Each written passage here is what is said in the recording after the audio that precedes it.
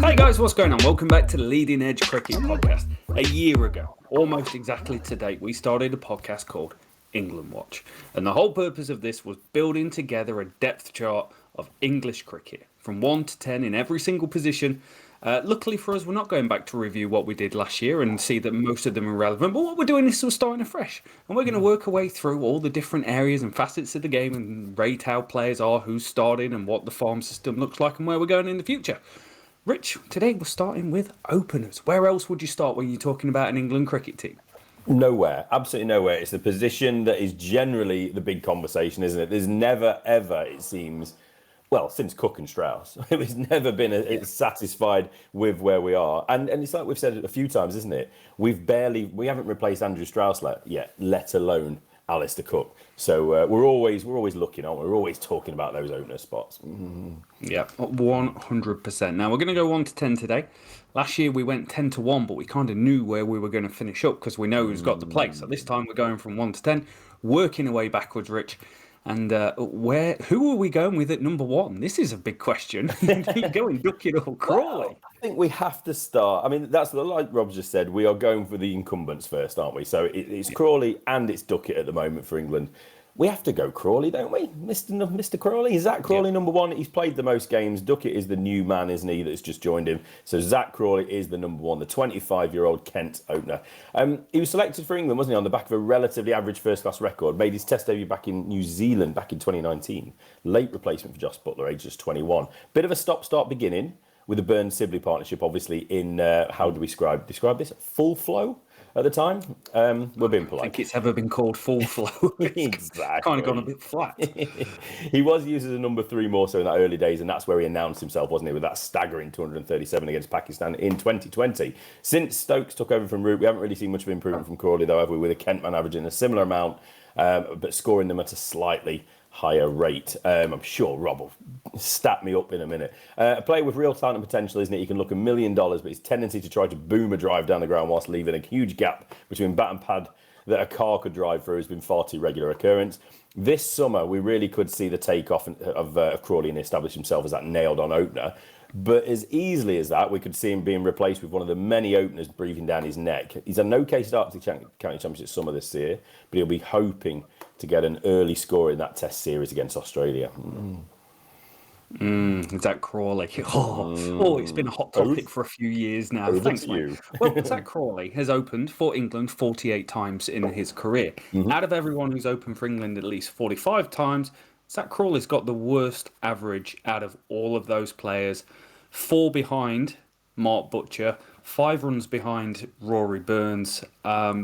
It's quite average at times. Now, what he does give you, he gives you these moments, and England are hanging on moments going, he could win as a test match against Australia. Single-handedly, 1 innings, completely change things around. That's what they're holding on to.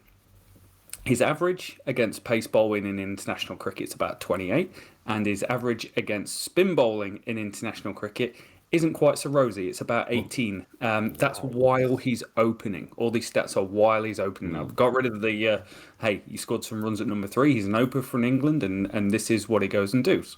He has had a good start to the year. In fact, it's the best start to the year he's had in a hell of a long time. 2020, he averaged 52 in the County Championship. Since then, 2 really miserly years where England have shown really good faith in him. And to be fair, when he's been dropped, he's come back and he's normally got a score, and that he's kind of at that Andrew Strauss point of his career. Strauss almost got dropped at one stage, scored a career-saving 100 in New Zealand and just kept going. And Crawley's been kind of on those same teetering points. Since 2020, though, in the County Championship, we've got ball-by-ball stats versus bowler types and everything like that to County Cricket at www.leadingedgecricket.com. He averages 33 against County Championship pace, 31 against County Championship spin. Is Zach Crawley going to be number 1 for the start of the Ashes? 100%. 100%. He's had a great start to the year. Is he going to be number 1 by the end of the Ashes? Like, you're putting yourself up against, because he scored some runs in Australia on an Australian wicket, and he scored runs against a West Indian attack that isn't as good as an Australian attack. So what's he going to do on England if it's seaming around against Pat Cummins, against Stark? against the spin of Nathan Lyon, who's still pretty handy with his 400 Test wickets. It's a tough road for Crawley. He's been tested, but if he comes out of this and scores 300, 400 runs in the Ashes, got a career. Got a career at number 1 or number 2 for England. Yeah, absolutely. He's embracing the new culture as well, isn't he? I mean, he spoke over the winter talking about how he's not really practicing the old defensive stuff quite as much. It's all about being positive now, isn't it? Yeah, I mean, being positive is his strength, but it's also his weakness, isn't it? Like we spoke about when we see them booming drives. That's where he can get himself in trouble. We have seen the Zach Crawley dismissal quite a few times. Tim Murtagh, 1 in bowled, 1 away caught. Yeah, so Zach Crawley, like I said, I think he's absolutely going to need a score early in this series. We've got an Ireland Test match coming up first as a warm-up, and then the Ashes get underway. He needs a score early to quieten down anybody from the outside who might be questioning his place. His partner, his current partner at number 2, Rob, is Ben Duckett, 28. Feels like he's been around forever, but he's still only 28. The not left-hander. Made his Test debut back in 2016, if you can believe it, on a winter tour of Bangladesh while still with Northamptonshire. Recalled this winter, wasn't he? He played a bit of white ball cricket first, and then Wright was given the chance. Keaton Jennings, somebody he was also on the tour. We thought they'd go with him, but they took the braver option in many respects and went with Duckett. In place of Alex Lees, and he had a really good summer last year, isn't he? And that's what really propelled him into it. We thought maybe he'd get in a white ball situation, maybe not quite a Test, but this is a good selection. 1,012 runs at 72.27, including 300, notably batting at number 3. He is now batting at opener, isn't he, this season? So Notts have made that change for him as well. Since his return to Test cricket, they're Rob 5 Tests, 10 innings, 508 runs at an average of 56.44, and that is an unknown average to England openers. 104 50s with a high of 107 against Pakistan. He plays the form of cricket that McCullum and Stokes must love. Overall Test strike rate of 85, increasing to almost a run a ball since his recall. So far this season, pretty good form as well. We're talking, when we're recording this, we've just got under 5 rounds of cricket been done. 362 at 45 includes a high of 177. Yeah. What a player, mate. What a player. And what a player of spin. Like, he came and he swept Pakistan aside, literally. Literally. The only shot. It's like you've got put a constraint on Brian Lara cricketing. You're not allowed to play any other shot than the sweep, and he's going to sweep everyone to death. And he did. But he's good at playing the sweep. Since 2020, he averages 98 against spin in the County Championship. That's pretty useful, and it's pretty useful considering how many runs he's done against it. And he averaged 51 against pace. You put him in the Test match arena. His average isn't quite the same. It's 34 against spin, but his strike rate is 94, and that's including when he played back in 2016, 15 sort of time period. And his strike rate in county cricket is 97 versus spin. So completely negates, hey, we're going to change this up. We're going to bowl an off spinner spinning it away against the left-hander. It doesn't work. It doesn't work. So as a seam bowler, you have got to be really on. Because we saw him in New Zealand, and there was a moment where he's batting, and you're really honestly thinking, where do I bowl to him? Small players in stature have this great advantage that anything slightly short is really short for them, and they can just climb into it, and they can pull it away. Excellent cutter of the ball, great off his legs, brave, and got a great mentality about it. He's really quite aggressive, not just the way he plays, but his body language. He's quite, I can't think of the quite word, like staunch. He's there, he's up for a fight, and he's everything that I think McCullum and Stokes really want, and quite rightly so, deservedly called up for a series in Pakistan, and we've got a winter against India coming up. Right guy, right person, right time. Probably in a way better headset than what he was back in 2015-16. Don't know that's true, but you know, as generally we age, we become a better version of ourselves. And you know, he's 28, 29. It's right time. He could be England opener for 4 or 5 years now. Yeah, absolutely. And he's already spoke about how he wants this series to be a little bit niggly against Australia. So he's talking it up right for me. So they're the 2 openers, Rob. So now we've got the rest of the list. We've got 3 to 10 now of who we think are the ones next, potentially. After the next few, it's going to get a little bit vague, isn't it? But next man up, it's a bit of a difficult one at the moment because of injury, but we've got to go Keaton Jennings. He's been exceptional. 30-year-old Lancashire captain, ex-Durham man. He hit 100 on his Test debut back in India 2016, with his last appearance in the Test side coming in 2019. Like we said, he was recalled this winter after a prolific summer, but Duckett obviously got the head nod ahead of him. His inclusion, though, does show at present that he must be seen as the next man up. Top Division 1 run scoring charts last summer, 1,233 runs at a 72.52 average, 500 at a strike rate of almost 60, including a mammoth career high of 318 against Somerset. Wonderful start so far this season, scoring at the time a league high 378 runs, 94.5 average, including a high score of 189 not out, before he sustained an injury. That's going to mean he's going to miss a chunk of time. So it's bad timing for Jennings. But depending on his recovery, we don't know how long it's going to be. Is it a thigh, upper leg injury, isn't it? Muscle injury. He still has to be seen as the next man up. Obviously, if it's early on in the Ashes series, if Crawley, for whatever reason, does something bizarre, he's probably going to miss out. But really, he's got to be seen as the next one, next cab off the rank, to use a strange phrase. Yeah, we've spoken about him a lot in the podcast through the first 5 weeks of the season because he's scoring runs every week. Redid his technique. You might not have listened to the preview, but I'll reiterate. He redid his technique based on watching Maddie Hayden on Instagram. Got himself in a better place mentally to deal with the failures and the ups and downs of what it's like being a professional cricketer. You're not always going to be scoring runs. And we saw that last year. County Championship cricket went and scored all these runs, but his failure rate between scoring under 20 was the same. It's what you do when you get in. And it's not what he did his first time around in Test cricket. 755 runs, an average of 25, balls per dismissal of 60. That's not great. That's, we lived through that. We watched him struggle outside off stump, constantly nicking off. In fact, we were podcasting at the time. But the last 3 seasons in county cricket, it's really been the turnaround. He's 31 years old now, over 2,000 runs, an average of 66 in the last 3 years. Those are incredible records, and it's only getting better. Before the hamstring strain this year, he was untouchable. 173 balls per dismissal. You go, oh, he bats a long time. What about his strike rate? His strike rate was 54. 54, perfectly adequate in Test cricket. And for this England team, I feel, if you can score 54, 55... you've got yourself in a good position. Average is 96 against spin in that time. Remember, he scored 100 for England. I think it was in Sri Lanka 2018 or 2016, one of the two. Probably 2017, but around then. So great player of spin. Just had to improve against seam bowling. Definitely done that. Averages 51 in county championship cricket against seam over the last 2-3 years. He's put himself in a good position to be a decent cricketer for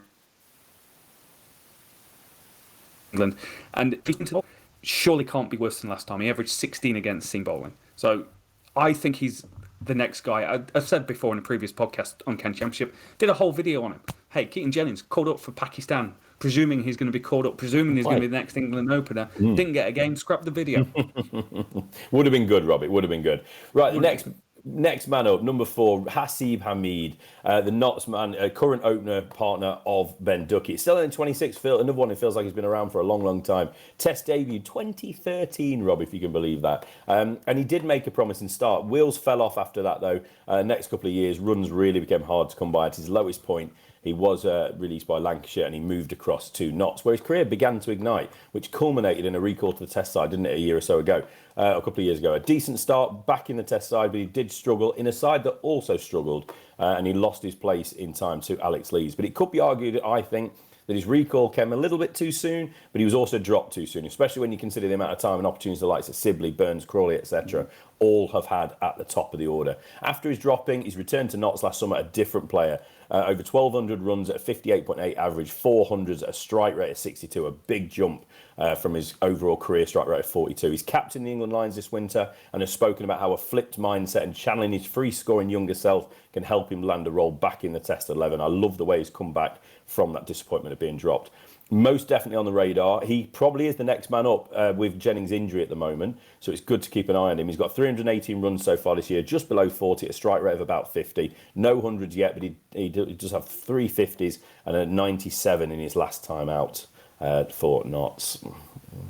I feel Haseeb Hameed's a little bit Marmite at the moment in English cricket, because people either still really rate him and like him, or some people are like, nah, he's been given 2 opportunities. The guy's, 25? 25. Yeah. And first time around, slightly too young. Second time around, he's played all his games against really difficult opposition. He's only played 10 Test matches for England, 4 against Australia and 6 against India. Yeah. what do you want? You're playing against one of the best teams in the world and the other best team in the world. And he's done that across 3 different countries, Australia, England, and in India. It's been really difficult. But I think the biggest compliment, and you gave it, is how he came back from that drop-in. Last year, he was absolutely lights out. Was putting up career-type numbers, the average of 58. But the strike rate of 62 compared to his career strike rate of 42 at the time is next level. He scored 4 centuries. First time he scored 4 centuries since 2016. That's how long he's been around, and he's still only 25, 26. He does it good against pace in county cricket. Averages 43.48 since 2000 and 105 against spin. Now, you can make a case going as an opener. He might not face much spin. The stats are there. He does all right against spin. It isn't a weakness. You're not, you're picking him out. What do you want to be good at? I want to be good at facing the new ball. I want to be good at facing seamers. I think he's a top-notch player. And one thing that stands out when you look at openers, it's what they do in the first 20 overs for you. I think is really important. And if you've got a guy that can average 40 in the first 20 overs, you're in a good spot. Since 2020 in the county championship, he's averaging 46.23 with 1,236 runs in the first 20 overs. That's good. That's good. That's really good. Yeah, solid player, great character. He's got a lot about him, I think. I think if people do think he shouldn't be given enough opportunity, I don't think they're seeing the whole picture, in all honesty. Like you said, he was such a young man when he first played, and then he went up against India and then Australia. It's a tough ask, isn't it? I know it's Australia again, but he's a slightly more positive player. And we've only seen 3 openers under this McCullum-Stokes era so far, haven't we? Previously, it's that traditional old approach, and I think a lot of England openers over the years have got caught with how we should play. Do we actually just stick around? Do we occupy the crease? Do we just build a foundation? Now, it's not about that. It's about freedom, isn't it? It's not just about smacking the ball. It's about freedom of thought, through positivity. And I think that will help Haseeb Hameed clear his mind and play a lot more. He's got a lovely drive. A lovely drive. Stick that on a t-shirt. Got a lovely drive, that lad. Exactly. Right, the man who replaced Haseeb Hameed is at number 5, Alex Lees. Just out of interest, it's Alex Zach Lees. So if he gets a call up, gets recalled back, we could have the Zach attack, him and Crawley at the top of the order. Now I want it to happen. Right, 29-year-old left-hander. He was selected for England last year. It was the obvious choice in our minds, wasn't it? He just didn't quite take the opportunity as a side tradition from that old-school approach under Silverwood I've just spoke about to this new Bazball of McCullum and Stokes. Not a simple task for an opener when you've been schooled to bat in a certain manner for a long, long time. He showed signs he could be the man, but alas was eventually dropped ahead of the winter tours after a run of 10 tests in which he hit 453 at 23.84, strikeout at 43, and only got a high score of 67 in his 19 innings. I think that might be the reason he was dropped. Analysis. He opened on the Winter England Lions tour, so he's clearly still a man in contention. Durham opener, he started life at Yorkshire as more of a dashing batter. So I think he's going to be looking to take that similar approach as Hameed to make sure he stays in contention. And he is trying this summer. He's not scored a bag full of runs yet, but he has got 257 at 42, but he's scoring them at a rate of about 74. He knows what he needs to do to get back in this team, and he's trying his hardest. He's just missing those couple of big scores so far this summer, but he's looking pretty good. He is looking good, mate. I'm glad you picked up on his strike rate, because that's a big difference we're seeing across the board. Spoke in one of the previous podcasts. Every year since the year 2000, which I've tracked strike rates, this year has the highest strike rate in the previous 23 years of county championship action. So there is a lot going on. I think Lees was probably rightly dropped when he went. He was on a poor run of form. His average was 23.84 as an opener, which is kind of just about the same as Haseeb Hameed over his 2 runs. It did kind of feel, and it felt a little forced. It felt like he didn't quite know his game right. The West Indies tour, where he was getting found out by Kumar Roach from around the wicket, and he was batting differently and standing differently to how he did in county championship cricket. It was about backing yourself. It's taking Zach Crawley's approach to cricket. I don't need to work on my defence. My attacking thing is how I score my runs. I'm going to go do that. Alex Lee should have done the same. And against the New Zealand and India series, just felt a little forced about trying to work out how I play this brand of cricket to me. But that's easily done if you're not in the greatest form of your life. Like, we can't all bat like Johnny Bairstow, who's like peak Johnny Bairstow at the moment. So, difficult time for him. Good cricketer. I think will come back. and just needs a little bit more. He's playing Division Two cricket. Let's remember that it is relevant. The bowling's not quite as good, not quite a high standard. He's scoring at a great rate. Hey, if he goes and bags a couple of tons before we take the break, before the Test matches roll around, different conversation. Especially with Jennings in, he could be right up there as being in contention between him and Hameed to see who comes in next. Absolutely. I think that top five is pretty locked in. I don't think there's going to be many people who follow county cricket and England Test cricket that would argue with that top five, Rob. But this is where it starts to get a little bit different. And the first man we've gone out of that top five at number 6 is a certain Tom Haines of Sussex. 24-year-old, left-hander, naturally talented, quite attacking player, isn't he? Already a senior member of this young Sussex setup since making his debut in 2016. He's included a spell of captain as well. Mostly played as an opener, but has spent time at number 3, including on the winter tour of Sri Lanka with the England Lions, where he hit a debut 118 in the first unofficial Test match at Gaul. Considering difficulties faced at Sussex in recent years, the fact that he's had back-to-back seasons where he's averaged almost 50 in the county championship, while scoring 941 runs last year and 1,176 in 2021 is quite remarkable. Career best of 243 so far for him. He does have another little string to his bow as well. He bowls a bit, taking 18 wickets so far. Bit of a steep average, but he bowls quite regularly. Nice little bonus for a Test skipper, isn't it? I'm thinking Mark Butcher, Steve Mullaney, if you like, a little bustling medium pacer, if you want to channel a bit of a memory from those boys. No doubt that he could be a player that ticks a lot of boxes with this New England Test setup, and he's a player that no doubt we think will climb this depth chart in the next couple of years. He's going to be learning still, isn't he, from the likes of Cheteshwar Pujara and Steve Smith. He can't fail but improve, I'm sure. Steady season so far for Haines, but I think he's definitely on the radar already. Yeah, a little bit disappointed. He's got a knee niggle going on. I found out what injury it was today. Okay. And he's missing the opportunity to be on the field with Smith and Pujara and those sorts of guys. Even Ollie Robinson as well is a Test quality seamer as well. But he's probably, you assume, facing him in nets on a regular basis. Yep. He completely blew up. 2021, over 1,000 runs, average 47. 3 centuries to his name, pretty much did the same last year, slightly lesser runs, but 4 scores over 150 in that time frame. If you look at opening batters in county cricket, Div 1, Div 2, over the last 3 seasons, he has the most runs, just above Haseeb Hameed. Difference being his current strike rate of 57, 6 centuries to his name in that time as well. So only Keaton Jennings and Jake Libby really getting above him in terms of centuries.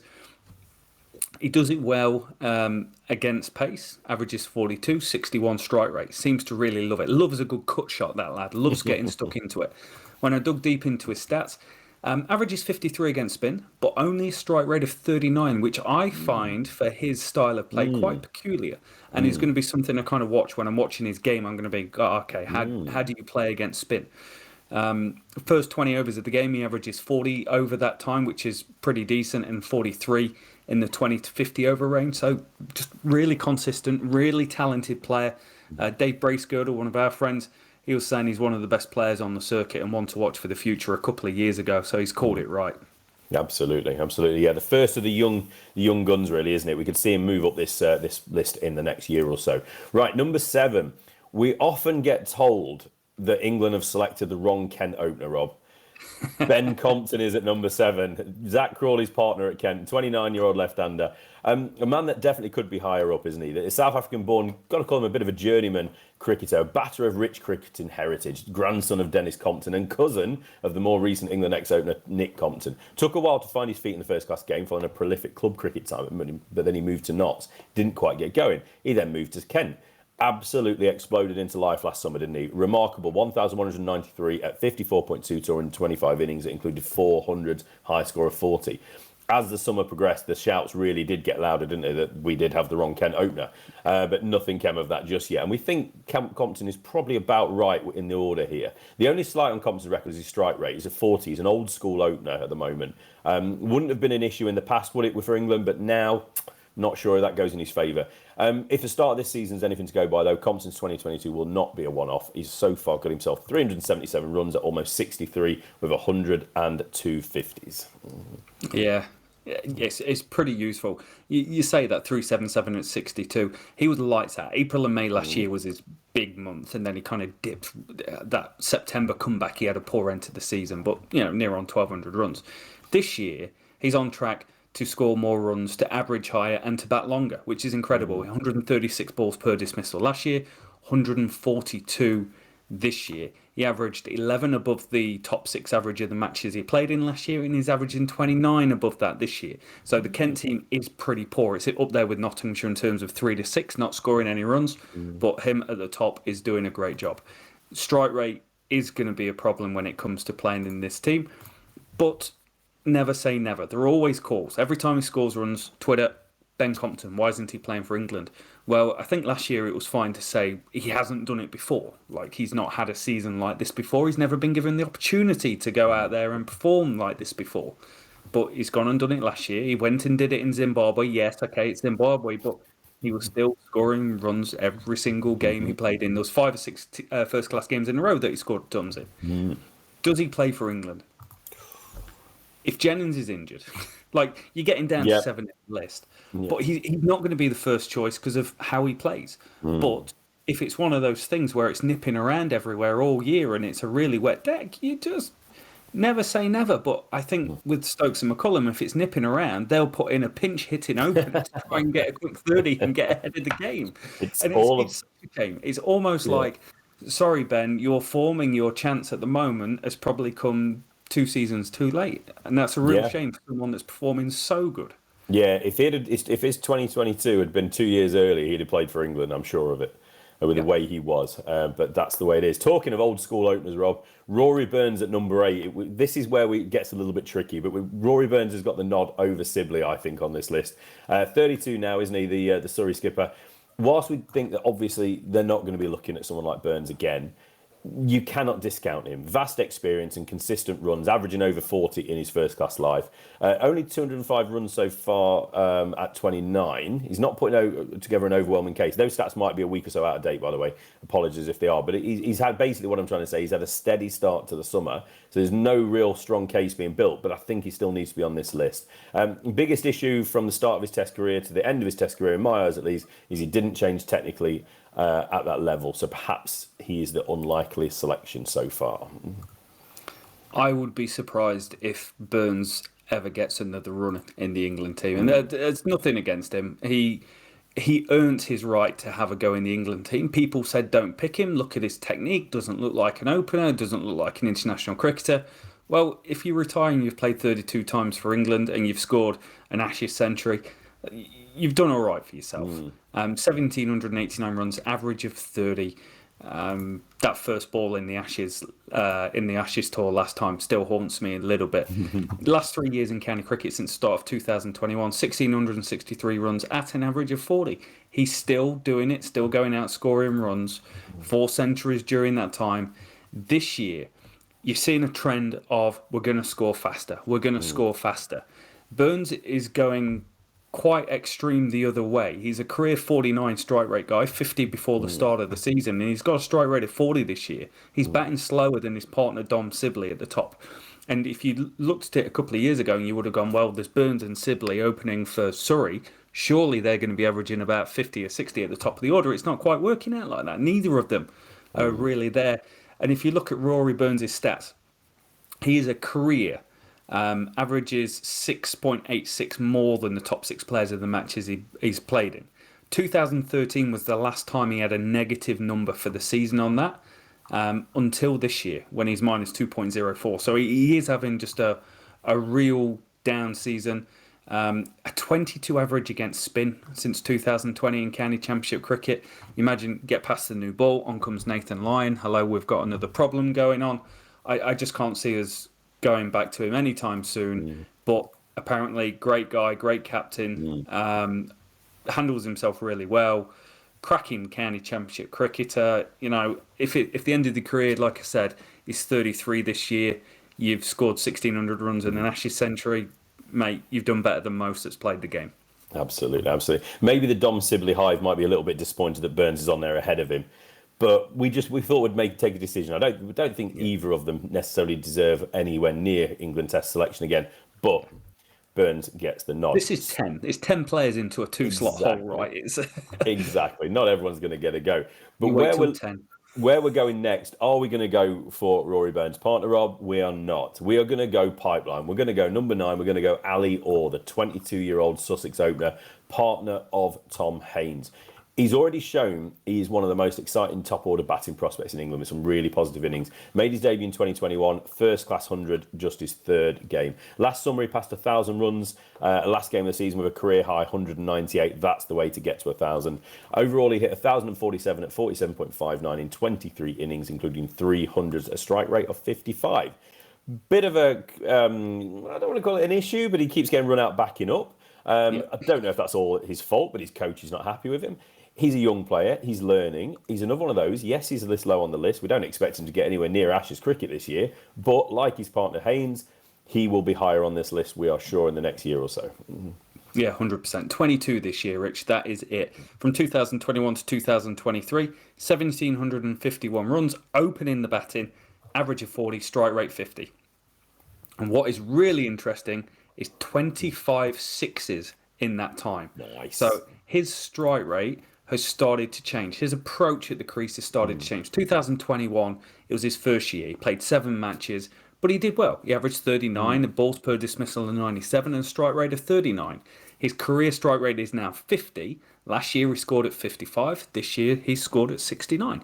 Only difference being between this year and last year, he just hasn't gone on and got the big score. In fact, he's not gone on and made 50, but he's got past 30 twice. So there's a bit of work to do for him to get where he needs to be. But you saw at the back end of last year such an abundance of talents. His 198 on the last game of the season. He scored 198 of 174 balls, a strike rate of 113.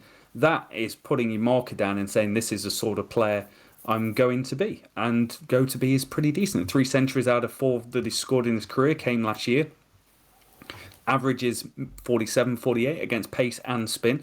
Not so great when he's being run out, but he averages 59 against pace bowling in the first 20 overs since 2020. So just you've got to score runs, but if you can just continue to grow, like you're going to have opportunities. You're only 22. He might even be 21, but he's 22 this 22. Season.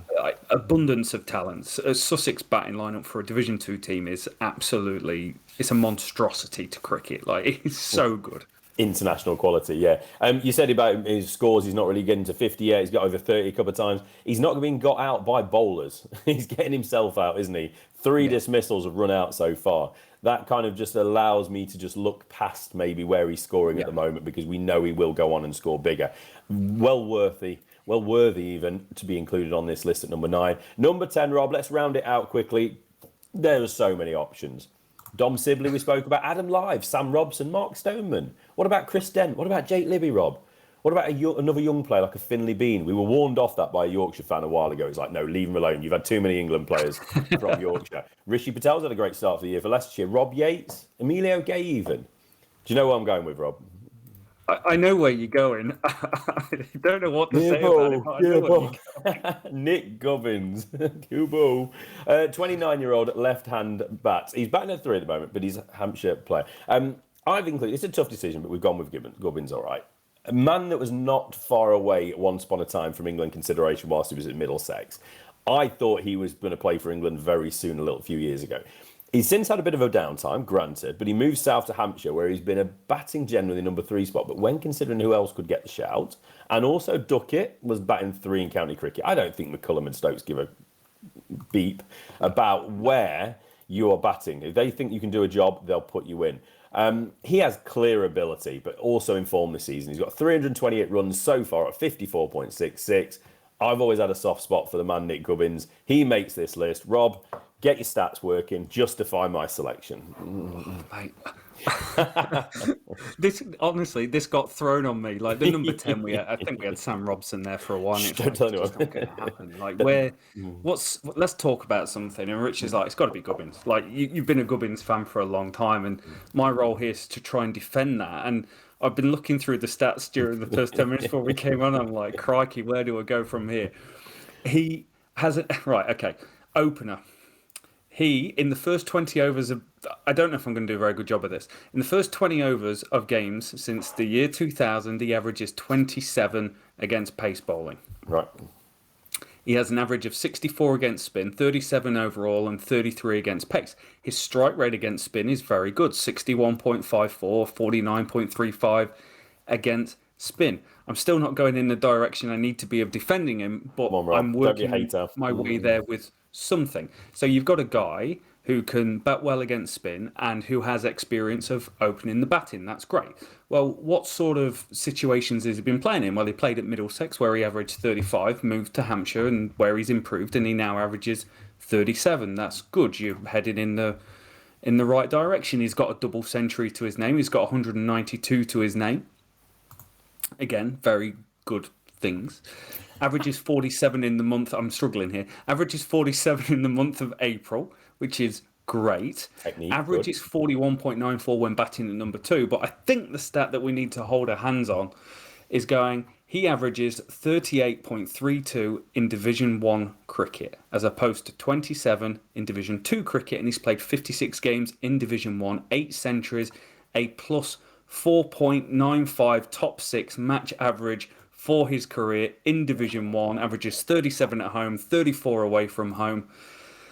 And this year he's averaging 54, which is the highest average he's had since 2016. His balls per dismissal is 115, the second highest he's had in his career, and his strike rate of 47 is just below his career strike rate. But his average above match top 6 for this year is 23.18, which is the highest of his career. I've somehow ended up on a high. You have basically you've just included every single statistic there is known to Nick Gubbins and Man. And I'd suggest that he's a good player, that a better level he plays, he's a better player. Since he moved to Hampshire, he's done really well. He's looked like the player he was probably around that 2016 era, wasn't it? 2017 maybe, when we started first doing the podcast. I feel like I spoke about Nick Gubbins a lot early doors. We did. We did. He was on the radar for England. He was very, very close. I'm certain of it. I'm sure he was playing a bit of whatever the equivalent of Lions was at the time. I just think he's a nice player. I think he's a good player. I think he's at that age now. He's maturing. Some players mature differently at different times, don't they? 29. He's at the peak of his powers. If there's some massive issue, I don't know, all the other openers get locked on a bus somewhere and they can't get off. Nick Gubbins, he'll answer your call. He'll go and open for England and he'll do it. He'll answer your call. If he doesn't, Rich is going to text him and say, "Hey, Gubbo, mate, I got you a game. Come play for Newark." Come play for Newark. Oh, good to end on Gubbins. Other ones that probably need a little noticeable nod is someone like a Jake Libby, who's been very good in cricket last couple of years. Very poor 2022 by his standard, but heaps of tons to his name. Mark Stoneman, Sam Robson, probably back end of the career is where we see it, even though Kevin Peterson, there we go, I've shoehorned him into the end of the podcast, made a call for him to come into the England team, either this year or late last year. Nick Brown, Essex opener. No, great county opener, consistent county opener, about county championship level, great career, not England standard. Chris Dent somehow didn't get a call up over the previous 4 or 5 years, but again, is probably at that stage where it's just not quite going to happen. Rob Yates, you touched on earlier, England Lions, didn't open last year, had a really poor year. He's come back and opened this year and started to kind of head towards the right direction. But when you get into the 10 of your 1 to 10, like some of the older guys on the list are more, hey, this is kind of hypothetically how it would look. But I think if we make a call that England's openers start falling apart, would they go for like an old school steady head like a Rory Burns, or would they go, screw it, we're going for an Ali-Orr, we're bringing in someone, we're bringing in the future? Yeah, absolutely. Who's going to be on the list next year? That's a big question, isn't it? Very quickly. I mean, someone like a Finlay Bean, if he started the season brilliantly, if he can kind of keep going this summer, there's a chance he can be included. Rishi Patel, like we said, Rob Yates, Emilio Gay is injured so far, isn't it? Northampton, but he's a nice player. This is the problem with county cricket. Sometimes you get hidden away at Leicestershire or Derbyshire or Northamptonshire. You don't really get the credit you deserve, do you? But Amelia Gay is a very, very good player. I'm sure if he was opening the batting for a Lancashire or a Surrey, we'd be talking about him a lot more favourably. So I'm going to leave you on one name here, Rich. Let's do it. And it's an unexpected name. He says, searching for the name. Quick. To be able to talk about it. Don't go. Nobody leave. Rob's going to drop. David Lloyd. Oh, Glamorgan. David Lloyd of Glamorgan. 97 matches to his career. I put something out on Twitter and it was about the strike rates of openers in the game. And David Lloyd stood out like a sore thumb. If you want to go ultimate Bazball, not Ed Pollock. However, I absolutely love watching Ed Pollock back.